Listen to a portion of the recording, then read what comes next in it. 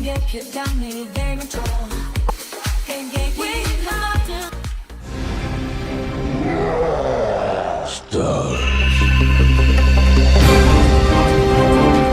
Yep, I told you I'd screw it up. We in? So what I did, welcome to Game-Geki by the way, I double clicked to open the amazing intro video which I prepared, which I'll show you in a second. VLC just did nothing and started loading. Now I go, well, guess I'll start the stream anyway. And then 10 years later, finally the VLC opened on its own and just started playing the video. That was amazing. VLC is always really slow. Well, I totally screwed that up. Nevertheless, yes, this is Resident Evil 3, the board game. There is, the constant threat of Nemesis. And I'm DDK, joined always by Gekidami. This is like the 66th episode of us playing this amazing tabletop Resident Evil games. 67th. Amazing. And we're starting Resident Evil 3, the board game, after beating Resident Evil 2. This one might be pretty long because, much like the first one, it has like a whole scenario board and stuff. So it's not just a linear set of levels like Resident Evil 2. So Resident Evil 2, of course, was the first one that came out. Then this one came out, and then the Resident Evil 1 came out. Yeah, and this one... see the evolution. You definitely feel that Resident Evil 1 was based off this one. This game uses the Resident Evil 1 style dice, which is easier going on the eyes because the knockback symbol is that like blast symbol rather than the hit with one circle in, which is almost indistinguishable from the hit with two circles. Yeah, from a distance, yeah. So yeah, I'm going to play the amazing little trailery video now, which I absolutely screwed up. So let me get this all laid up for you and go full screen then. There we go.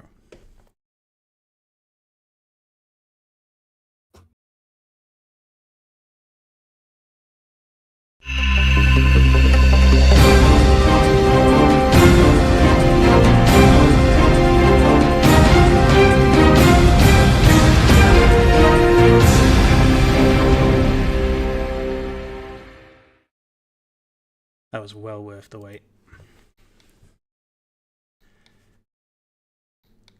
There's all the horror and emphasis of Resident Evil 3 condensed into a tight little video. Bum bum bum bum bum bum.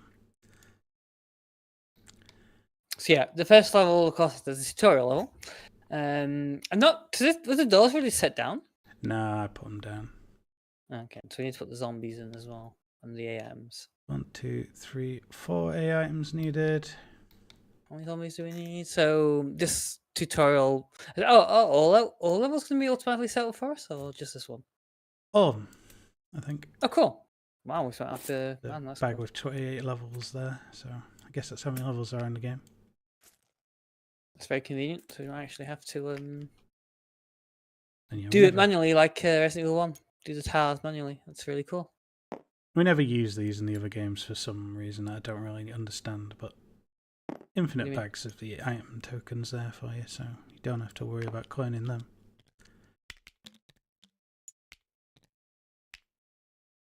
All the zombies. It's a bit more easy to see this one, this tile, which is good on the image. So there's 7 zombies on this map. 7. Sure, I've got 7 here. Resident Evil 3 zombies, of course.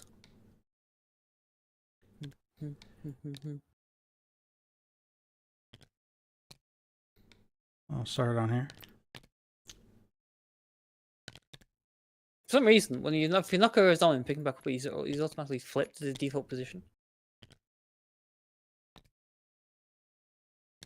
I'm sure that it's helpful in some way. Yeah. Yep, that is a beautifully rendered world.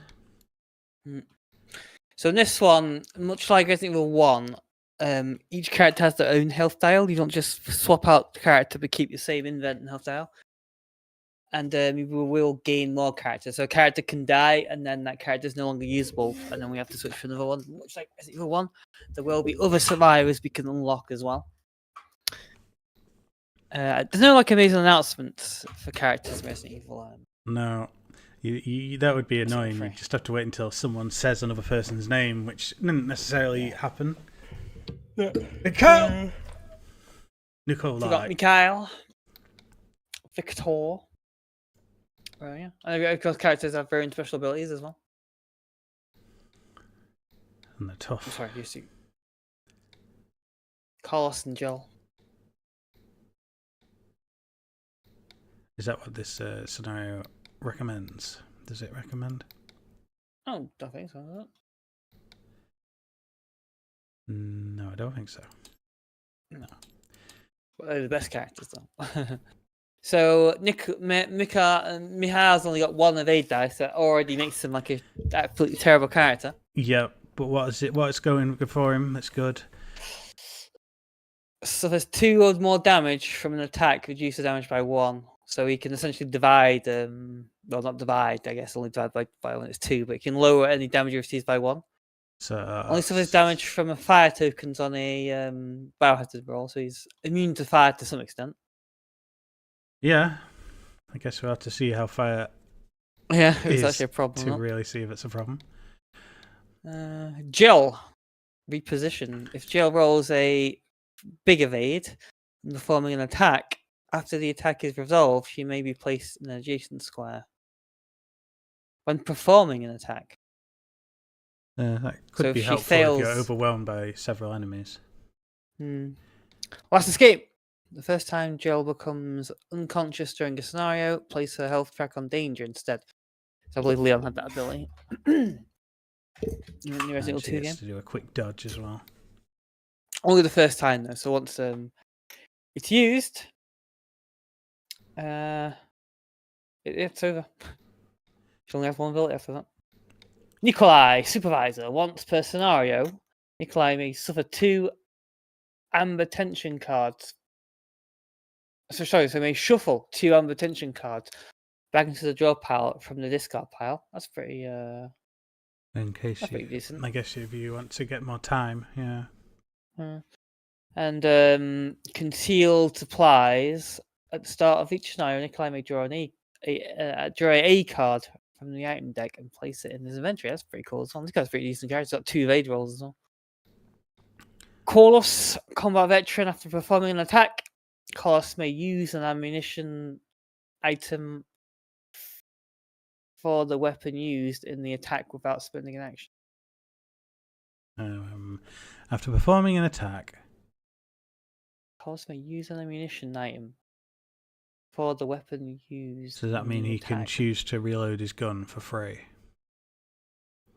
Well, not for free, but he can use like pistol bullets and quick reload without using an action.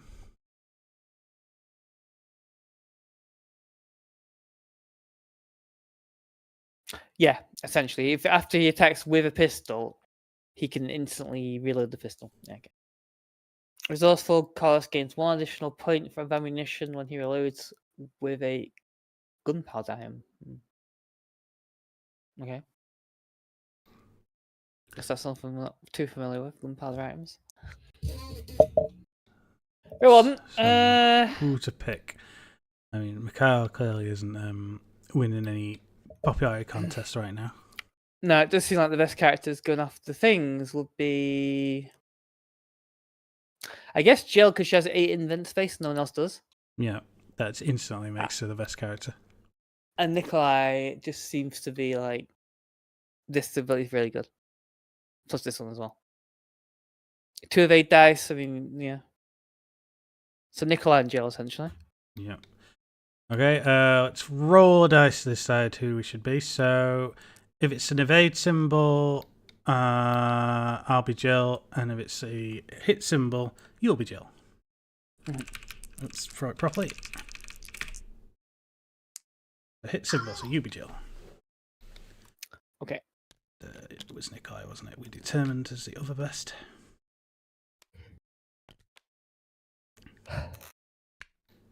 So I'm player 2, so I'll start here. So Knife, a zombie in my thing. pistol, and a first aid spray. Oh my god.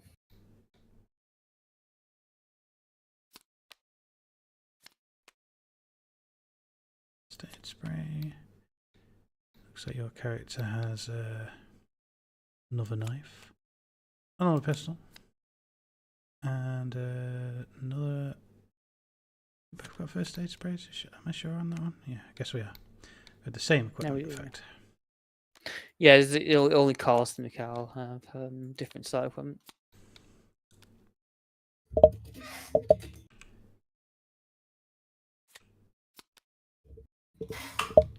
Pistol style, of course, has the rapid fire. Where the weapon counters.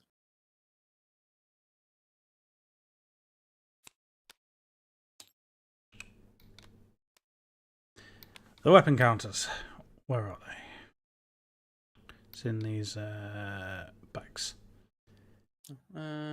Old picture based? Is it the new ones? Yeah, it's the new based ones. Oh, these are the new ones. Ones that don't have 0. They're just the black dials. Because the other ones are labelled Resident Evil 2. Wait. Down.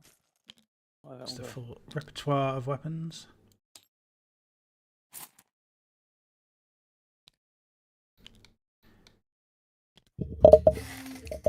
Myself handgun ammo.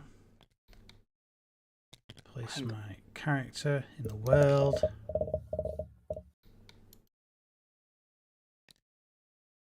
Far back there.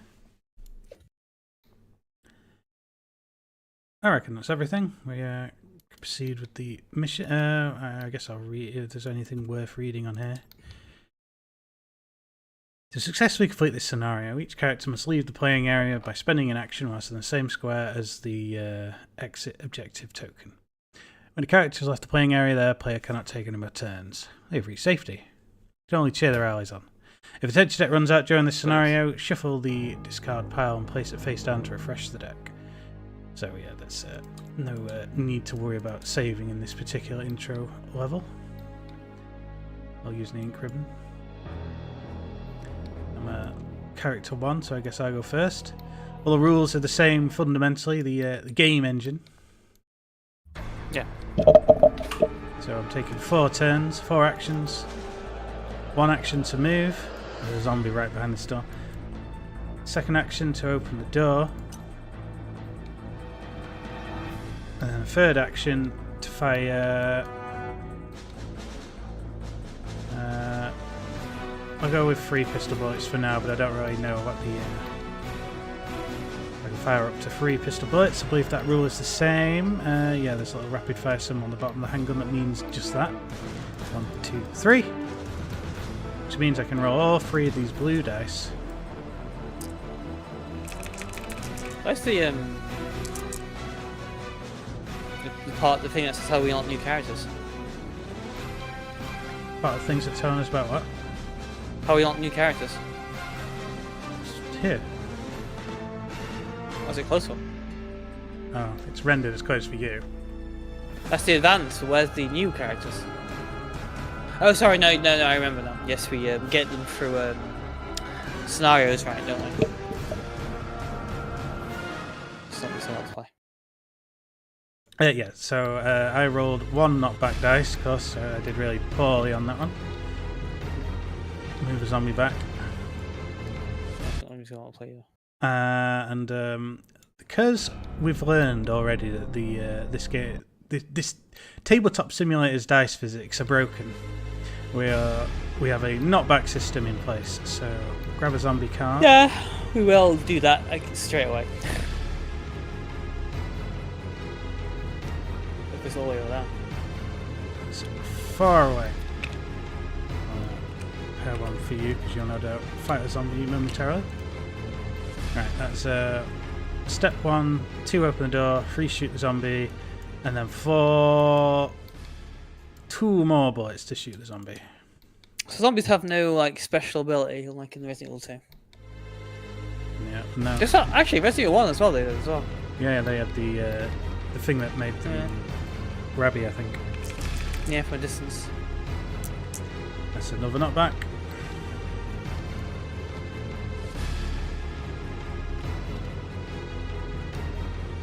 Then put the second knockback on him. I just wanted to check as well, when knocking an enemy back, does that What? does knocking an enemy back specifically mean that they don't get to make another reaction the whole turn, or just is that it? What? That'd be OP as hell. It would be OP, but I just want to make sure that that's not actually the case. Pretty sure that isn't the case. No, it doesn't specify anything like that, No. does it? No. How would you assume that? Oh, Or do you suddenly think that? I didn't suddenly think it. I just thought I always knew it. No, I'm pretty sure it was never. That we never read that. Anyway, reaction phase, the zombie moves up, and then draw a tension card. I believe that's still the set case, and it's all clear. Okay, I go. So I've started with a zombie in my fucking thing. So we've one, knife the zombie. How many zombies in this map? You know what? I shoot the zombie. 1, 2, 3. So we got there.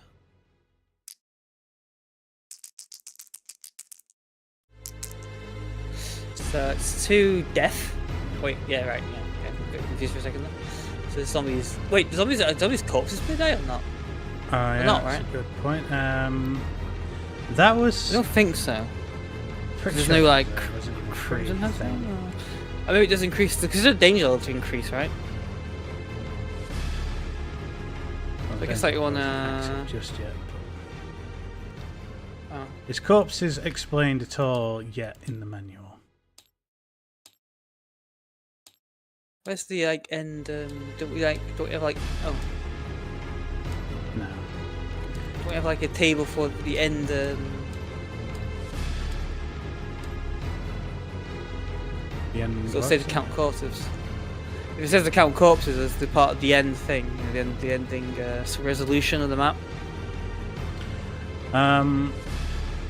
It'll probably be mentioned on the scenario page, perhaps.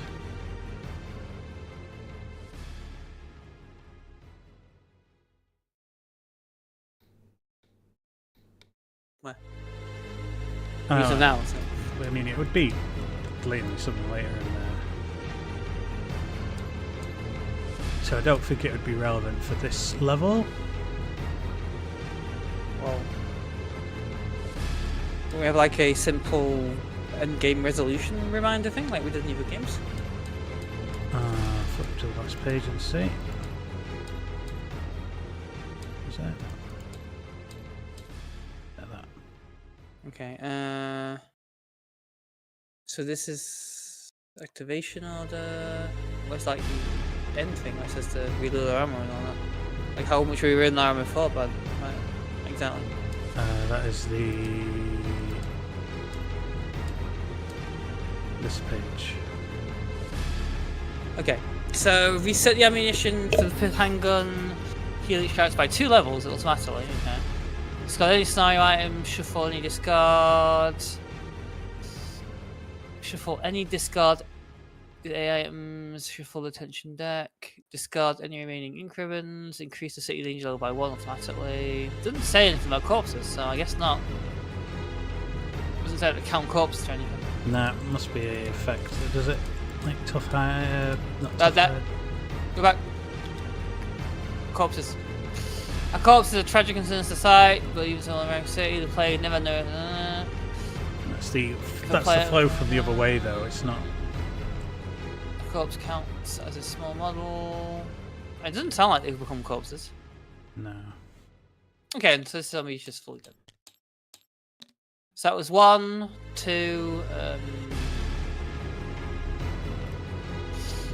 3, 4. Draw from the tension cards. What things did I get now? What? Okay. We have to kind of relearn. Bit of relearning because I forget things. Like if I look across the room, I'm like, oh damn, what was I doing? One, I'm gonna try some knife in action. Knife one. So miss, which means the zombie can walk onto my square. Knife two.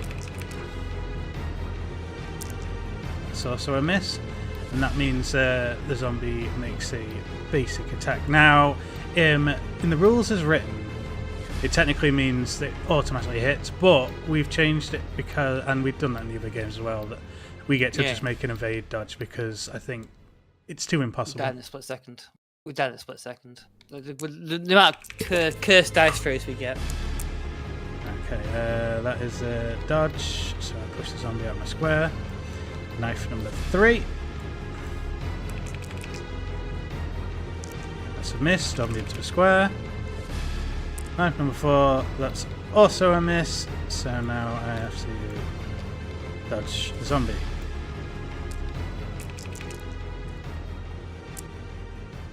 Yeah, successfully dodge and push him out of the square. Reaction phase and moves back into my square. Draw a attention card. All clear. Okay, 1, open this door. 2, go through 3, and shoot the zombie with 3 bullets as well.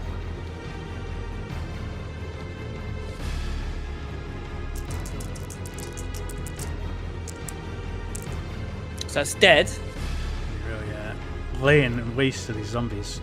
So this zombie's dead, but I also got a big dodge in there during an attack. So that means I can move a free move. Free move. Is that? Yeah. Oh yeah, Jill. Yeah. If Jill rolls like that before an attack, then she can move. So yeah, I have free move. Amazing. That's cool. So what's that? Draw from here.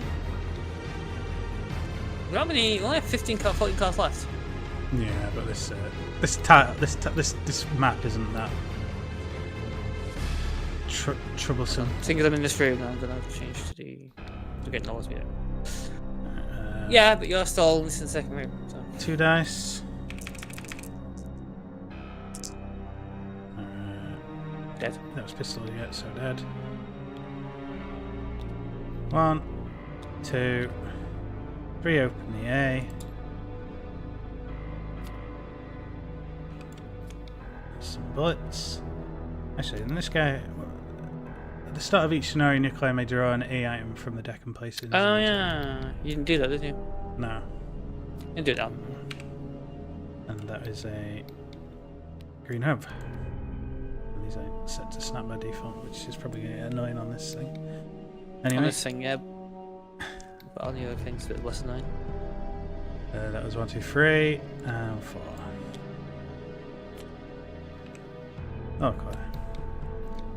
Okay, 1, 2, open this. Where's the A coming from? Pistol bullets. So you only need to open 1 more A box as well because I depleted the A deck. 3, 4. I don't need to go in this room. Not yet. Wait, I have to. Oh, there, that room, you're right, yeah. Here it is. Okay. Not used to this step being at the top. Now we can go things yeah. around, do it so do it in the next level. You know what, I'll do it now. It's 1, 2, open the door, 3, and then 4, step in. Reaction phase, these zombies head my way. I draw attention. Lurching gate. Propelled by someone's natural vigor, foes lurch forwards. During the next player's turn, all enemies move 1 extra square. So play for 1 round, so I'll put it to one side. Okay, I go open the door. 1, 2, 3 pistol bullets.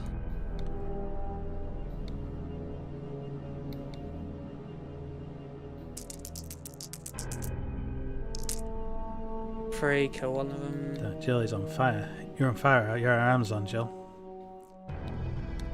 Moves into my square. My next go. 3 pistol bullets.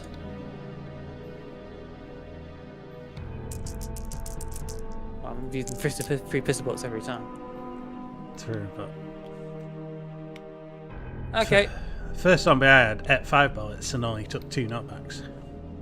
Didn't you use a knife then? I switched to the knife afterwards. Oh, okay. After third of a I cliff into it. go. I'll play. 1, 2, 3. Open the A. That's it. The A deck is spent. And 4. There. Nope. Cornered. It's just snarl. Look Okay. at the tower closest to the active character where there are enemies but no characters. Remove the enemy on the tower with the highest threat level and place them on the character the closest thing. So you thought we'd beaten all the enemies necessary on the map. Not quite. And also losing Gale have run out by now. Yeah. Okay. My go. 1, 2, 3. Come on, do 5 for Zombie 5. in the ring. Ooh, yeah. Dead. Jill has shot every single enemy first time. Dead. Plus I free move. Now the thing is though, now I'm got out of no ammo. bullets. So Forced to that's reload. 1. Oh yeah, right. I can reload. So I got a free move as well. And then you know I won't reload because we're I gonna keep this at the end of the scenario.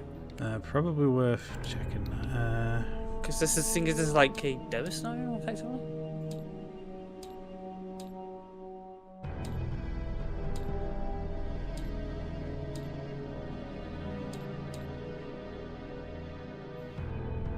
So it's the starting characters. I think the scenario effectively starts over again at this point. Well, where is this now? What the hell?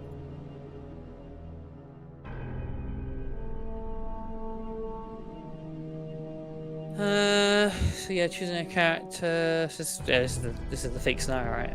Essentially, right? Oh, well, good. Well, I mean, we played it anyway. One can like it, so reload. So it's 1 reload. What's it? I guess it's by 8. Yeah. 1, 2. Hang on, or Eagle 6.0. 6, 7, 8. So my second go, open this door. Third go, move in, and fourth go, unload 3 pistol bullets. 1, 2, 3.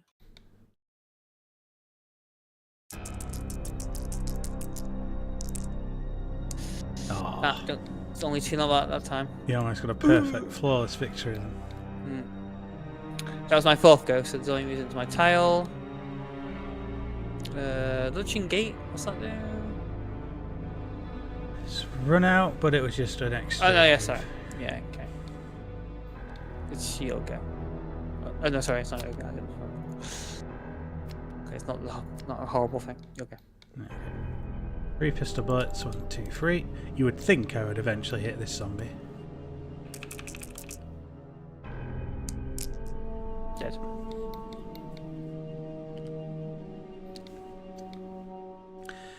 Two, 3, 4.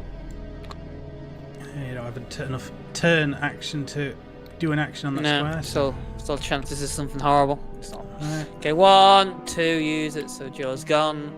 Don't have to draw a thing. Because you finished and then I just leave. There you go. Scenario complete.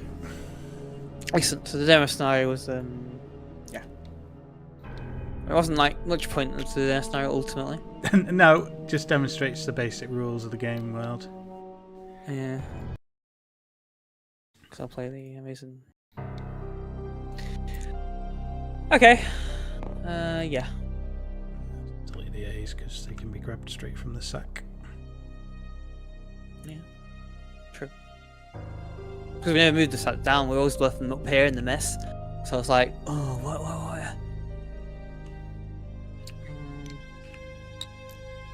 Doors unfortunately not as convenient. No. I can conveniently close them up by just doing that. But it does the lock of some fucking reason. Oh yeah. we'll do what we did before, where we put sacks involving the love over in this corner so we don't bulldoze stuff.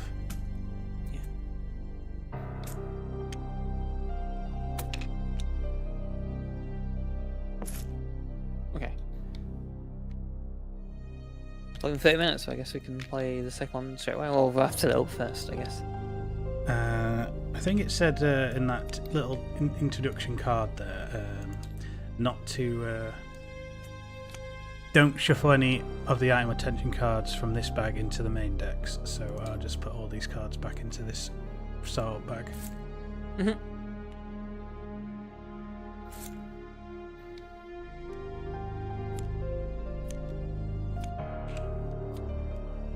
Right, literally everything, even the A deck. Yeah. Interesting, okay. Okay, let's read a few more pages of this amazing rules just to kind of make sure we're all caught up. So the encounter dice, that works exactly as it did in the first game.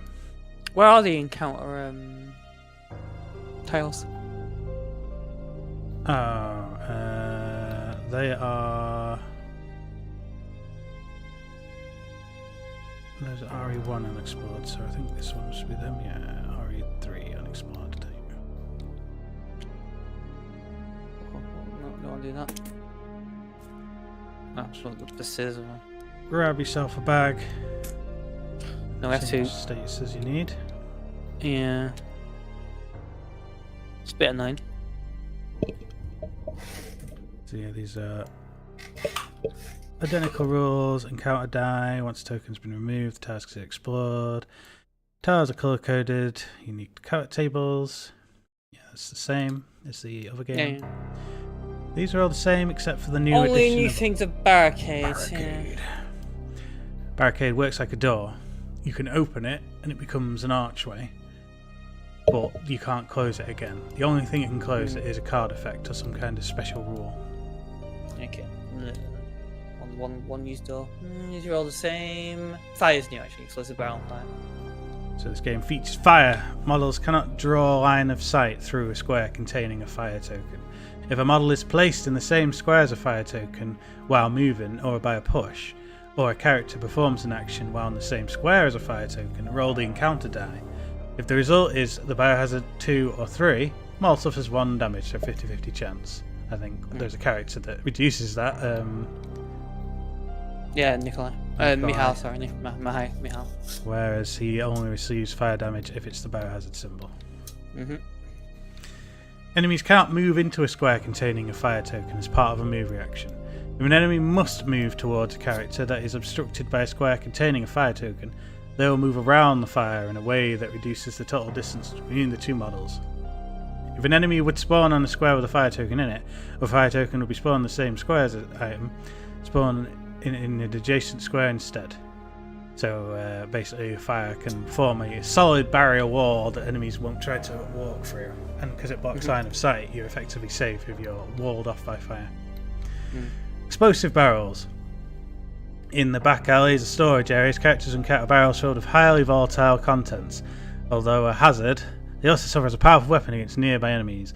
Characters can target an explosive barrel with attacks as they would an enemy and automatically hit without rolling any dice, so it just costs an action. When a barrel is hit, it explodes, causing 3 damage to enemies in the same square and 1 damage to enemies in adjacent squares. The barrel is then removed from the playing area. Explosive barrel counts as a small model, so only like 3 enemies would fit in the square as well as a small barrel. It's amazing. It's interesting that they didn't bother making an amazing 3D barrel. Damn it. I'll have to like fashion one somehow. So this bit I think is largely the same, but I'll quickly skim it. I guess one thing that we want to make sure is if herbs can stack or not. Otherwise, I guess the rest of that are the same. But it's herbs, and unlike other items, herbs can be mixed and placed in the character's inventory in a single item. If a character uses the mixed herb, apply the effect to each card. It's got an entire stack. During their action phase, characters may mix herbs in their inventory without spending an action. So the stacking and mixing of herbs never costs an action then. No. I'm guessing they can't be unmixed once mixed. No, of course. But green herbs don't stack like infinity like they did in Resident Evil 2, which literally never happened. But No, you it was never the really get the possibility. chance. Weapon profiles. I think these are identical as to the other games. Yep. Same symbols. Oh, the special hit symbols called. This might inflict more damage, inflict a different effect than usual, or simply make the weapon more accurate. That's new.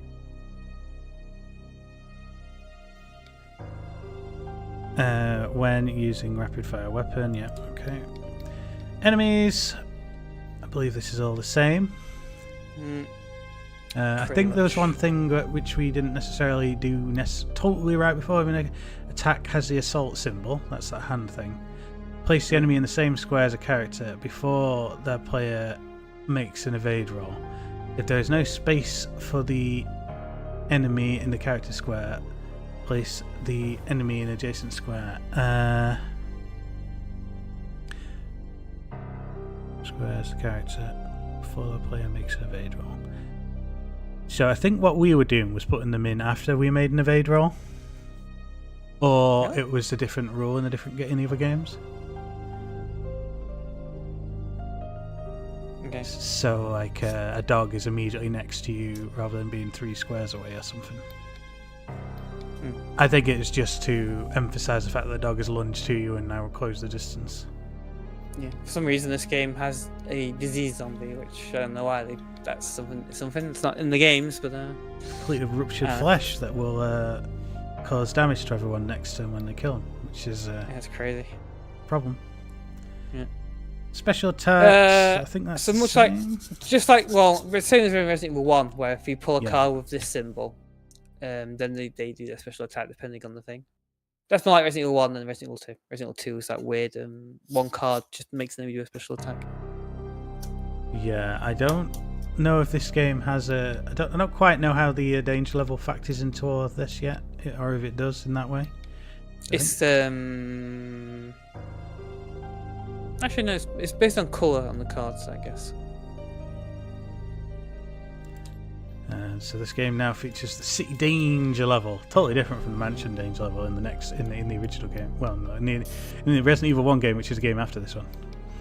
The dead do not rest easy in Raccoon City. Unspeakable monsters lurk within the shadows, and every footstep and gunstep attracting them is yet greater numbers.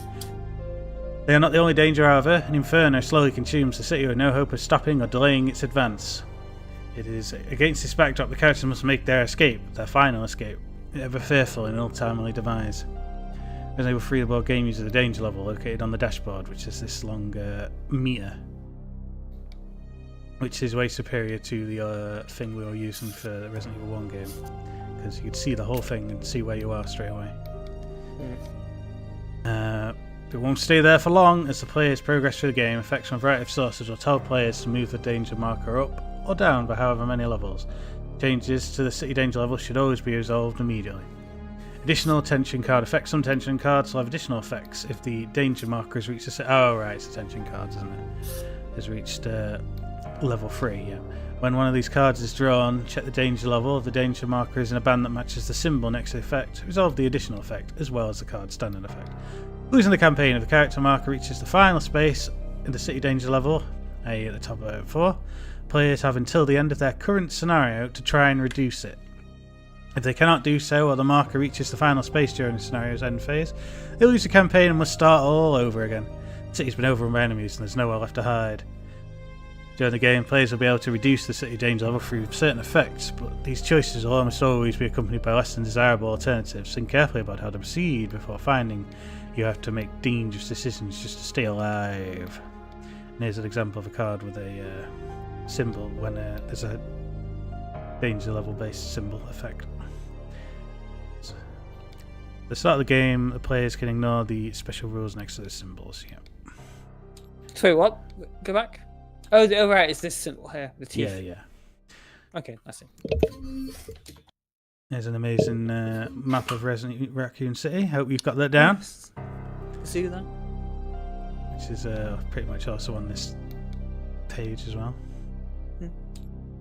Playing the game. This is the same, effectively. Yeah, The objective of the campaign is to repair the cable car and escape the outskirts of the city, where the players must complete the final 2 scenarios set in Raccoon City's iconic clock tower. Players are able to outcome the clock tower scenario. They then go on to these campaigns over here, which work slightly differently and are more linear. The City of Ruin expansion campaigns.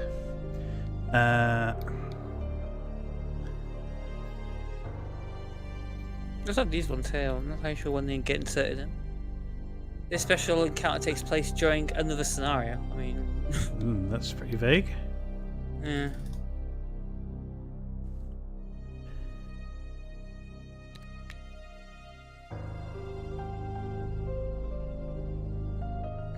What did she say?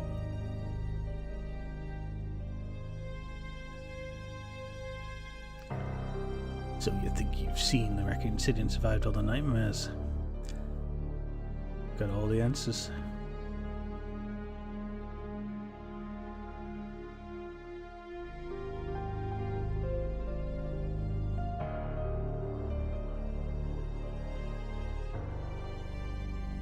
Yeah, I don't know when these actually go into play. Bring up the Gravedigger again. Is there any other text on that page? Ending if the character escapes. Fighting the monster during the encounter, use the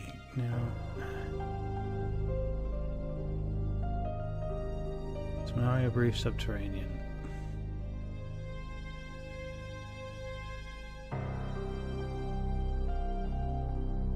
Yeah, you're right, it doesn't actually say anywhere on there.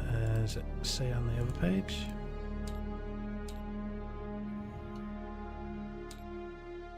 No. How do we know when... There's a 14 at the bottom. Yeah, it's the page number. There's only one player in this, that's weird. Probably everyone just starts on the same square.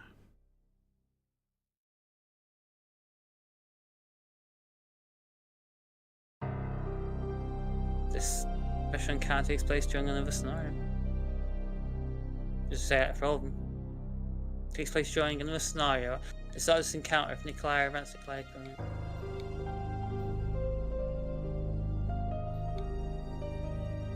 This scenario takes place in the warehouse.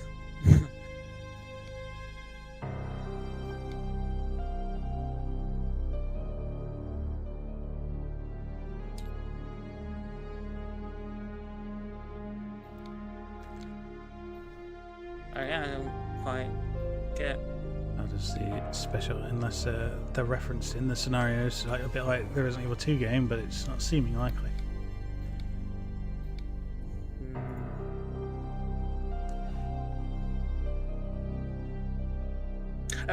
These are the things that we need to look out for. How you unlock other characters here. Marvin, so he can be rescued during the RPG2 scenario. During this scenario, when a character is placed in the same square as that symbol, remove the token and resolve the rules below. So we need to constantly, and it's not in order as well, which is fucking amazing. Not in order like scenarios. Like this one, the RPG scenario 2, you think that's pretty soon. But then Tyrell's in the fucking hospital, which is the expansion level. And then the next one is Brad, which is in Commercial 1 scenario, which I think is actually before the RPG. So yeah, yeah. There's nothing in. Is there anything in?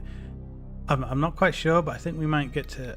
Let me carry on reading this bit in case it specifies that we get to choose our poison of these first 3. Yeah, I think we do actually. Yeah. In which case it might be. I think you mentioned Commercial 1 to one of these guys. Yeah, we want Brad. This is Brad. Right. Raccoon City dashboard. On the side of the playing area. Place the danger marker at the starting position. Shuffle the narrative event cards and place them face down in the narrative event slot on the dashboard. Okay, so here's the 24 narrative event cards. I mean, it's gonna fall. It's gonna fall. Let's see.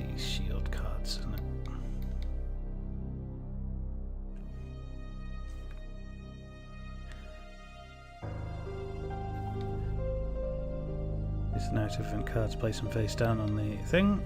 So shuffle them a bunch of times.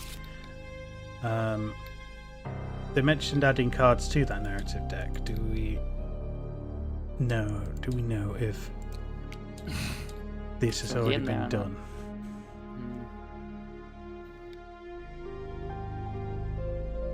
Playing additional scenarios.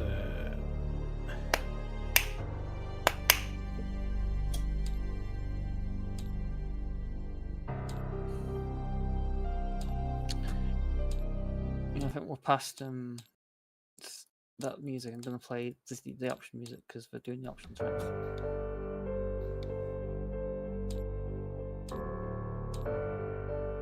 Is it in this one mentioning the extra narrative cards? Yes, there. Rescue cards, especially encounters. Oh, actually, this is where it says the thing. Especially encounters. Some narrative cards contain a special encounter. If a character begins a special encounter, they remove from the play area and replace on the special encounter tile from the expansion. This is the boss things. Their player's turn then ends, and the next player begins their turn. Like what? Characters on the special encounter tile activate in the standard turn order and follow normal rules. If I look at the beginning of this book, it'll show how many narrative cards come with the game. Well, this actually does sound like only one player gets teleported to the thing. The new one just continues on the other map. Okay, there are 14 narrative event cards in the base game. Okay. And 10 here, and 24 in the stack, so yeah, they've already been added. Cool. That's fully answered that question. To put the weird decision tree things at the back there.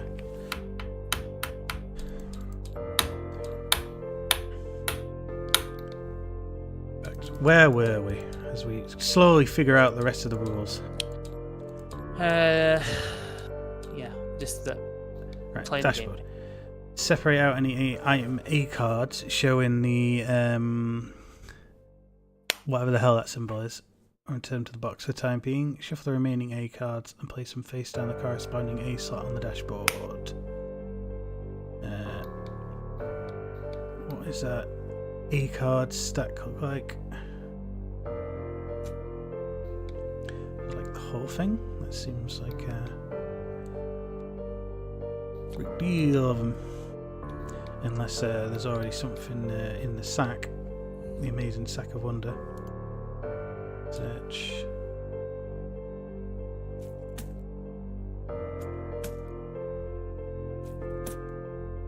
Downtown, uptown, girl. Search For what's commercial in one. these. Okay, so that is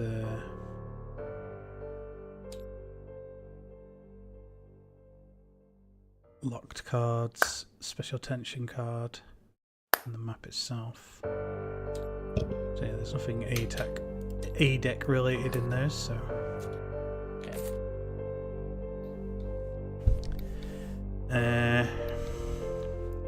Alright, so let me check if there are any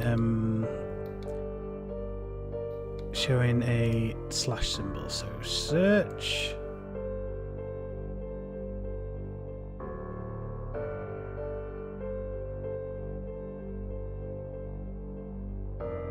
Like that one has a slash symbol. That one does. That one does.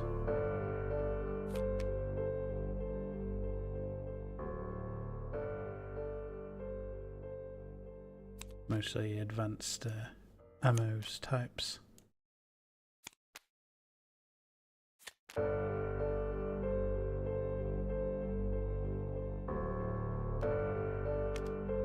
So we have one big A deck all throughout the whole game. It's looking that way, isn't it?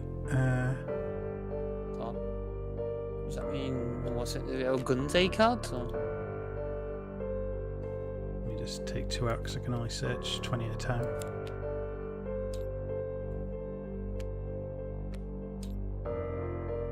Okay, so It none must of say what those- cards we need, right? For the scenario?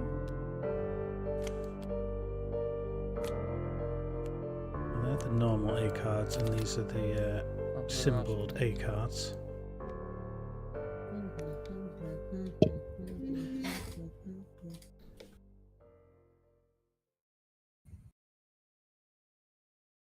That's awesome.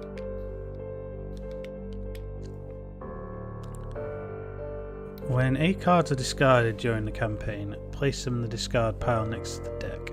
If the A deck runs out during scenario, shuffle the discard pile and it face down to create a new A item deck. This kind of seem like there's just 22 A items available. It can't be because one of the new enemy types specifically says that you have to replace two A items with something else at one point. Yeah, there's blue herbs. We need to. Yeah, where's the actual level that we're gonna play? It's either going to be Downtown 1 or one of the other two. So where are they? This is the DLC stuff, right? I don't think so. I think they're pretty sure these are the basic. Okay.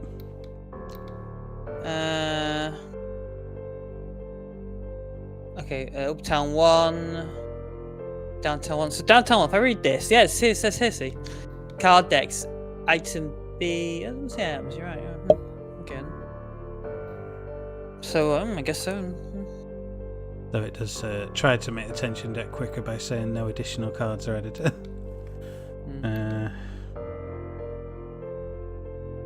This A deck contains gunpowder, blue herbs, handgun bullets, ink reels, red herbs, green herbs, and a first aid spray. Just in case you're wondering.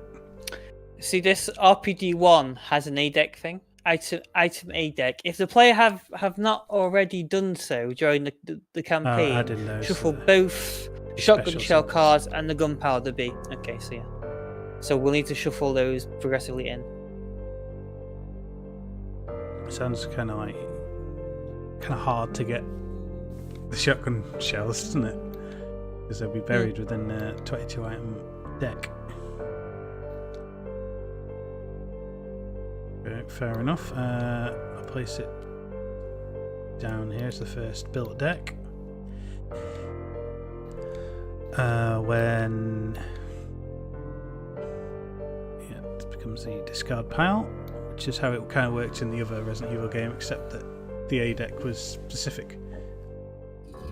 Take the item C cards and separate out the early, low and mid and late chevrons from each other. Shuffle the late cards and place them face down onto the slot on the dashboard. Shuffle the mid cards, place down, and shuffle the early levels. So that works just like Resident Evil the 1 game. This is the IMC deck that I've got to now build. Last does the campaign.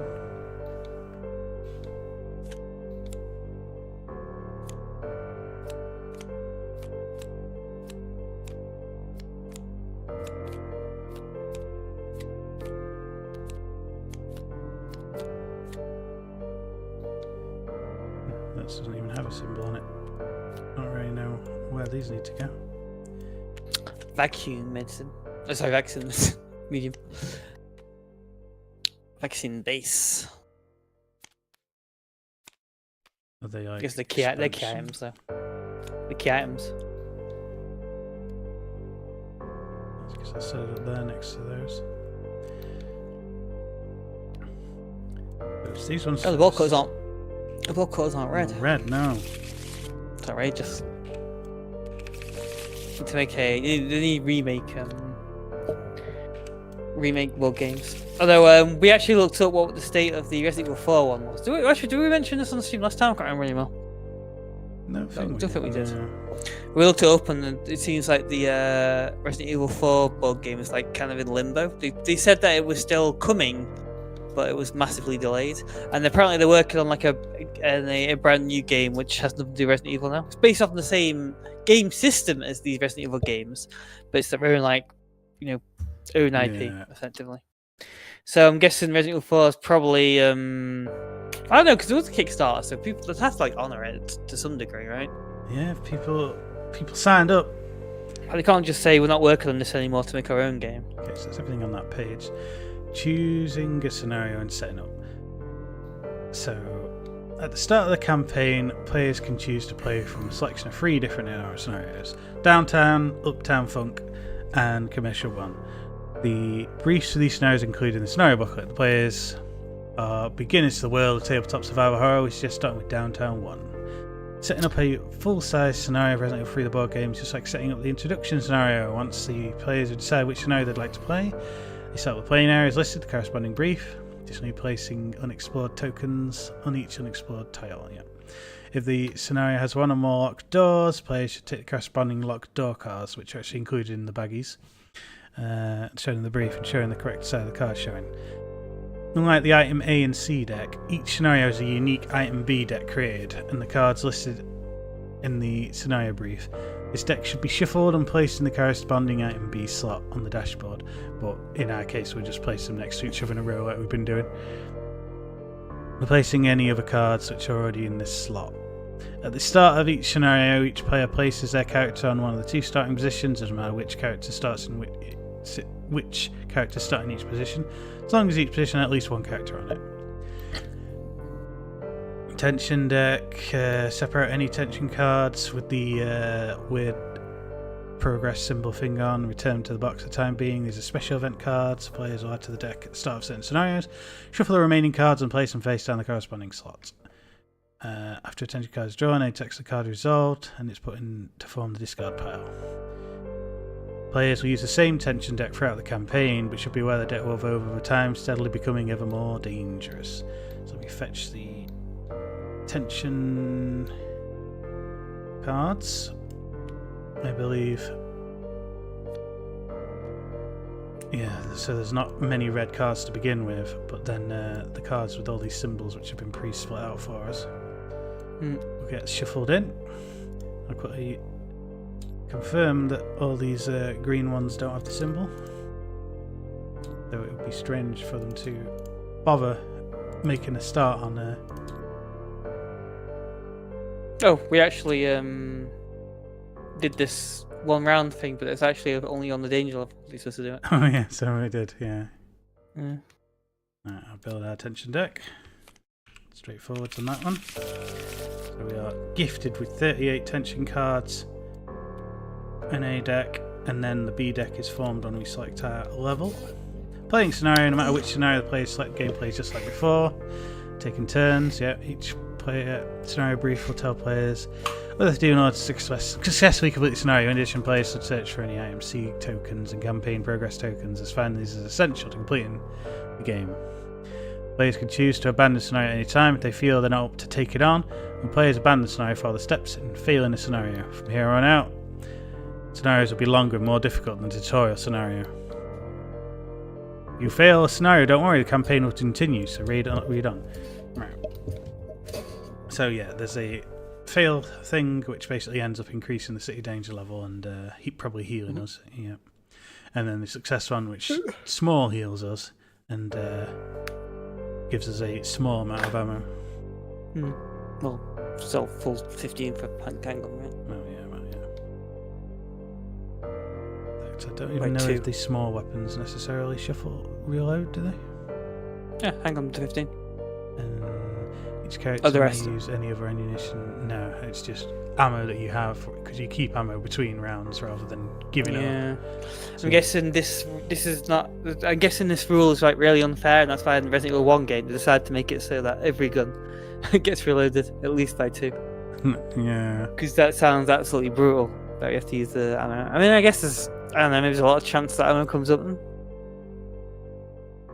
If there are no first aid sprays in any character's inventory or the item box, place a first aid spray into the starting card. So basically, whenever Cool. we complete a scenario.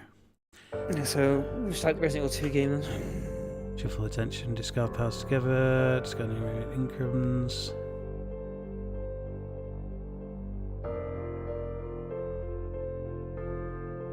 Before the next scenario, each character may place any number of items from inventory into the item box and take any other items out of it. Yeah. So all the old stuff. Yeah, that's all the same as Resident Evil 1. if you fail a scenario and there's no first aid sprays, you both get a first aid spray, not just one of you.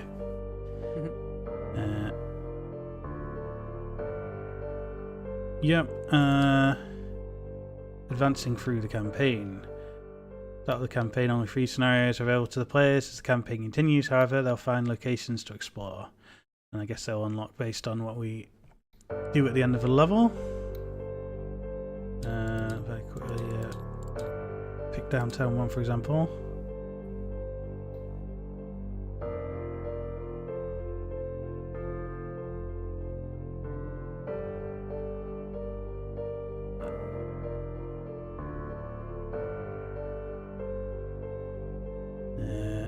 Or is it based off of the linking here? So we just unlock the 2 of whatever, yeah. And seemingly only commercial links onto RPD. Alright, this is explaining, I think.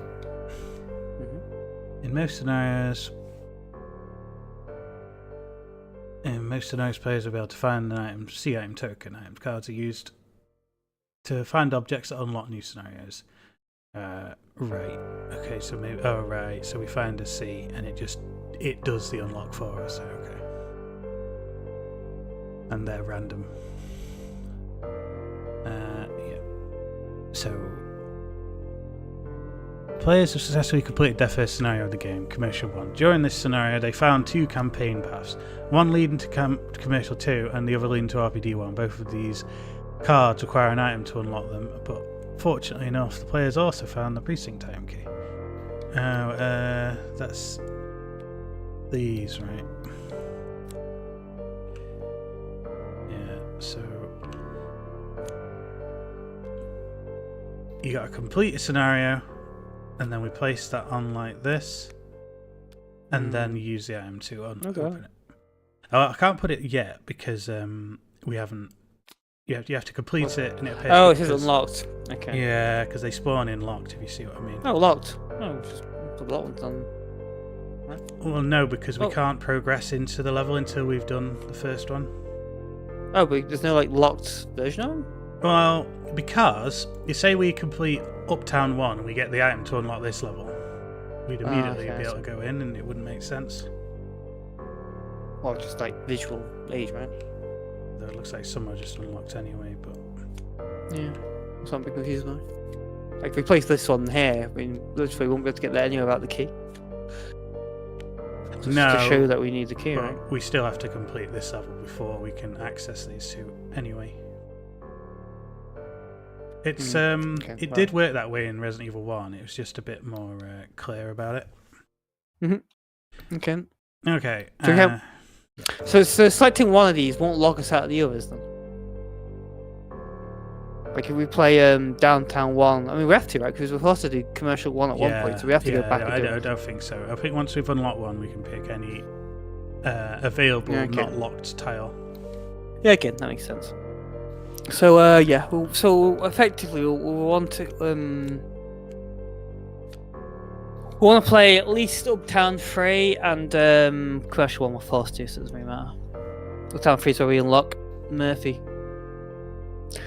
Kill me! Yeah, this means that for their next scenario, the players have the choice of Downtown 1, Uptown 1 RPD scenarios, and to keep searching for a way to unlock Commercial 2. Yeah, so yeah, you can see it. That is what I just said is explained there. Campaign progression tokens. Good scenario path. It leads to in the scenario brief.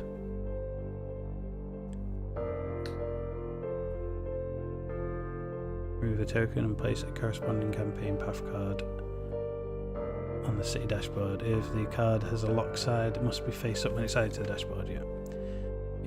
Okay. Character may unlock a campaign path by discarding the items shown. Yeah.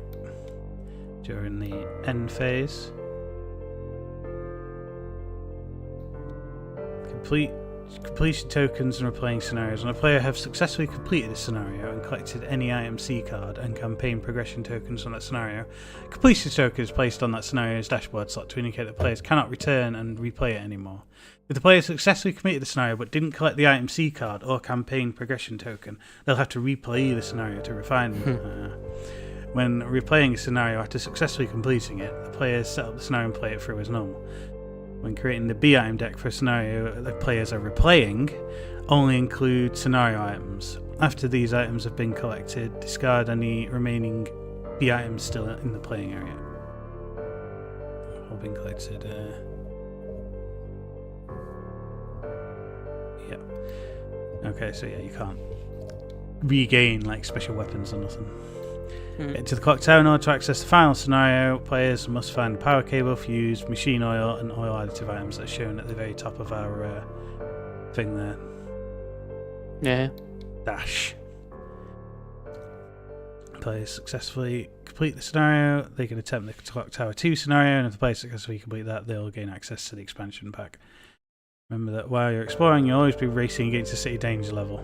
If the city danger level reaches the end of the track,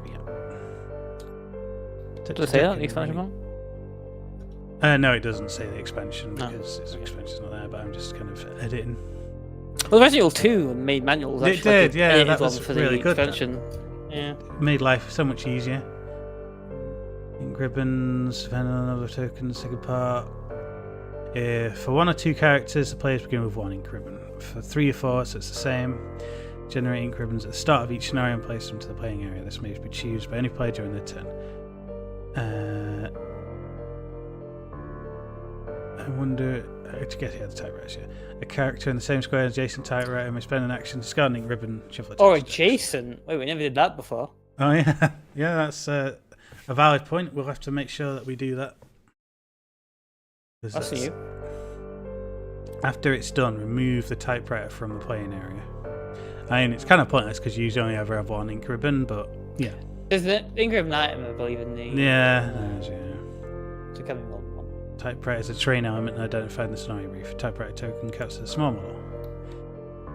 Narrative events. Character progresses through Raccoon City. They encounter other survivors, face life or death decisions, and find themselves with difficult decisions to make as they continue. These are called narrative events and are represented by a deck of cards with a number of tokens which is set at the start of the scenario. And a number of tokens. There are 2 types of narrative event tokens. There are narrative events, that's the shieldy symbol. So this one then, sorry. And fixed narrative events, the token is... I'm sorry, I've got lost. When the character is placed in the same square as a narrative event token, the player removes the token and draws the top card from the narrative deck. Is there one of those in one of these campaigns? There's the completion token.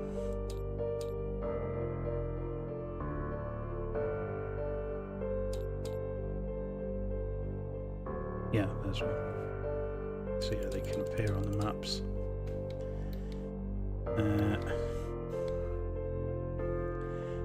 When a character is placed in the same square as a narrative event token, the player removes the token, draws the top card from the narrative deck. Some cards have the picture of the Nemesis face. Players resolve these cards as normal when they're drawn, but some special rules may interact with them during scenarios. Okay, if they're maybe in the rules. This is the name of the event description, what's happened. Some events force players to make a decision. And before the game continues, the rules after resolving the card are listed here. When a player is placed in the same square as a fixed narrative token, the token is still removed, but the player refers to the scenario brief instead of drawing from the narrative event deck. So there'll be like a narrative written on here. Yeah, in the book. I don't really know which one this is supposed to go on.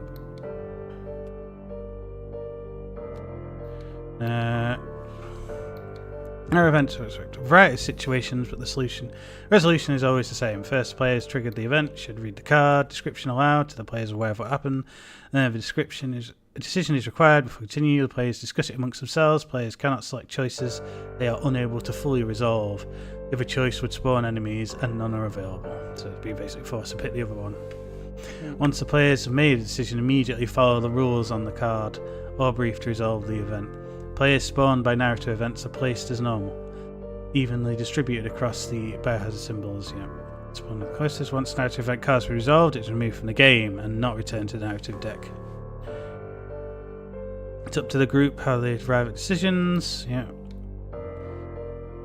For those of you not getting into character, which just limit your decisions to 2 minutes or less. I mean, who cares about that? But sure, why not? To keep the action flowing. Removing cards from the game. Some cards of rule that state they should be removed from the game under certain circumstances. If a card or model is removed from the game, it should be placed in the game box and cannot be used again for the remainder of the campaign, unless a rule allows it to return. Nemesis. Several narrative cards will spawn Nemesis, a truly terrifying enemy that relentlessly pursues the characters throughout the game. Even if the Nemesis is killed, he'll be back like Arnie, though most of the characters can hope to do with the weaponry at their disposal to stop him for a short while so they can make their escape. There are 2 Nemesis models in the game, stage 1 and 2. Stage 1 is an enemy, but has 3 different reference cards. When stage 1 is spawned, the players should choose the reference card that matches the band of the City Danger level. Oh, so he levels up based on that. Yeah, he levels up, yeah.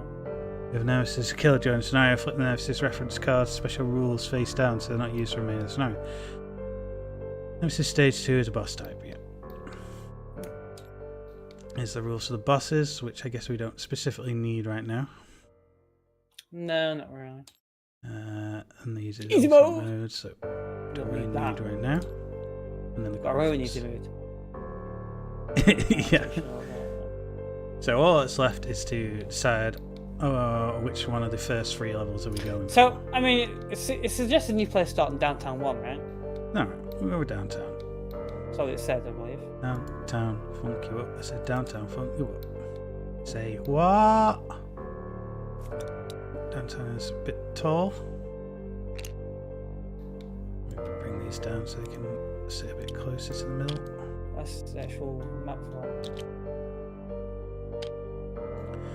Along with downtown, we've been provided with Downtown 1, right here. the item deck. Downtown 1. So downtown 1 is in that direction, yeah. Don't move this over because it's fucking far away. It's good that we don't have to manually place these tires at the very least. Well, how many zombies from this one place? Oh, hell. Oh, there's a barrel next to it though. So there's a locked door, which is like it's here.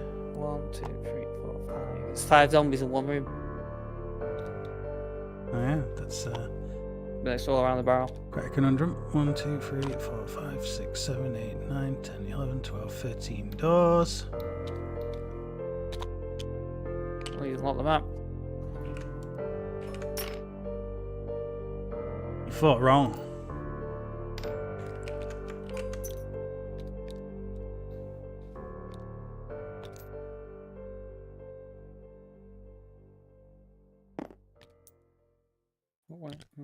Why is picking up a knockdown zombie flip it for some reason? It's so annoying. Yeah, it's kind of annoying. Damn it, flip this asshole. Flip this asshole. There's a dog. Is that a dog? I assume that's a dog. I mean, I assume there's nothing else other than dogs in this place. Dogs, sorry. There's a dog, a zombie. Zombie Five. dog.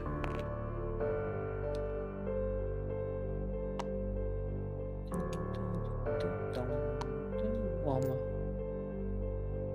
I'm a bit angry that they used this stupid fucking clock tower tile there.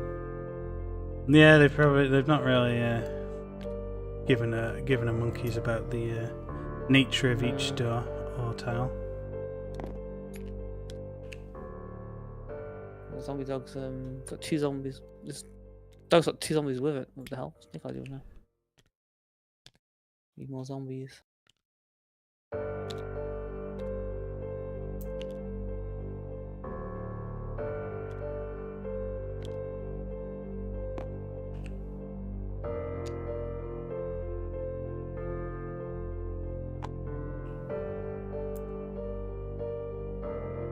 Like how Resident Evil 3 has, I mean, it's just these models here. There's like 1, 2, 3, like 4 females only models.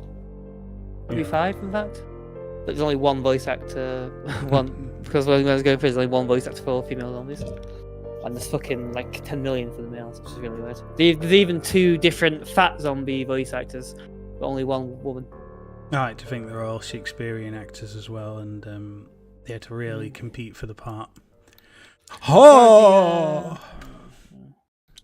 Let's see Yes, I believe in this scenario, there is no need for the typewriter. We just get infinite refills. I'll clone the scenario booklet because the description of the page is opposite. There we go. Yeah, the snitching deck runs out during the scenario. Shuffle and discard piles and place it together. Just like the Resident Evil 1 game where it can be eased you in.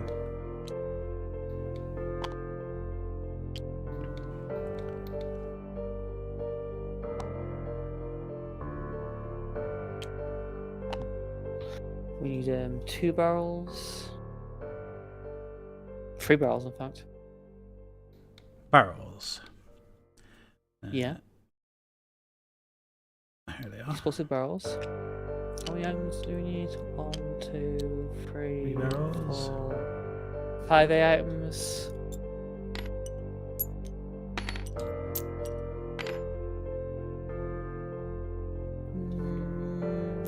So I see now amazing built-in components if there's a barrel-like item.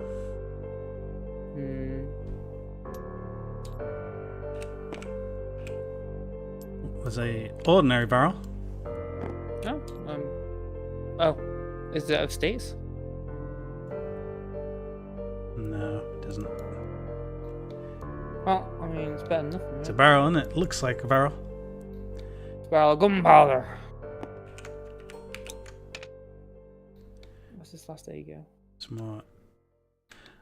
I guess I could stick this like on top of them or something.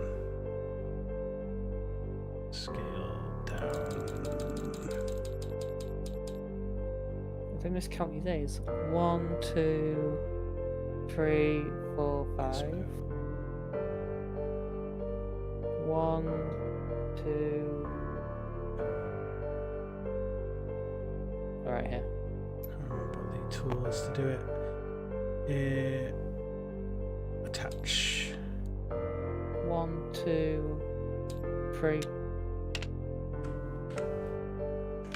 1, 2, 3 B's. Combine the token with the barrel. 2, 3. 1 C. Sorry, it's an S, not a C. But I guess it'll do, right? Wasn't there a blue C one actually? A red C one? Yeah, I can call the red. All I did was colour tint them. There you go. I'll make the S red. Yeah, sure. The game doesn't actually have a C token, which is weird and annoying. Yeah.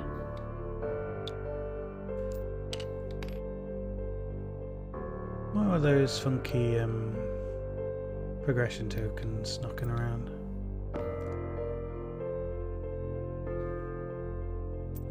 Oh, they were on the board already. Never mind. I think that's everything. I mean, the doors are in. The doors are down. Items are down. The zombies are down.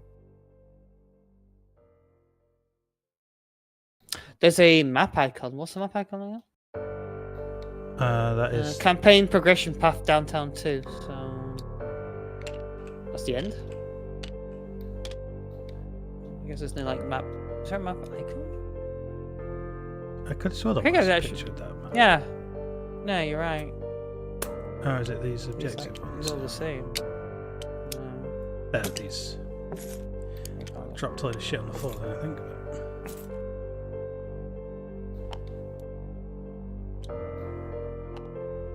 It's upside down. I'm sure it's fine. There you go. That's one fully, beautifully realised campaign. Guess you may as well save it, seeing as we've set this up. Yep. Game. Save. Which I guess we may as well stop for today because it's already been. Yeah, and we'll read the text at the beginning of an episode because that was a terrible flaw that we did when we read it and then carried on assuming and forgot rules. Yeah.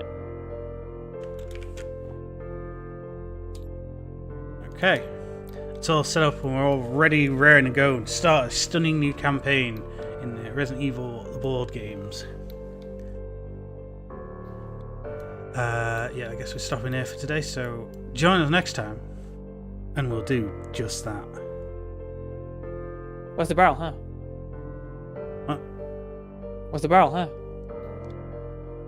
Oh, you want Where me you to put the place barrels in? those? No, I just climbed them. What? You were doing it? You were literally dealing with the barrels. You didn't put them in. You said where are the barrels? Oh, here. That was a failure in communication. Where's the third barrel? Where's the third barrel? I don't know. I mean, physically there, but. Wow, Oh, sorry, on the map. I mean, 1, oh, there. 2, 3. Balvain's like, I'm right in front of the door, and I say, Balvain, you got the key? And you say, yeah, I've got the key. And you take the key out, and then like, wait, open the door for? And you're like, oh, put the key on the table over there. What? It's pretty accurate. I'm not gonna lie. You should have told me to open the door. Okay, well, it's everything's now everything's 7. Now you can save it again. If I don't say it, I haven't done it. That's a pretty safe, reasonable assumption. And to expect different results, well, that's insanity. That is the definition. All right, GG. Sorry. See, sorry. I said sorry. Sorry.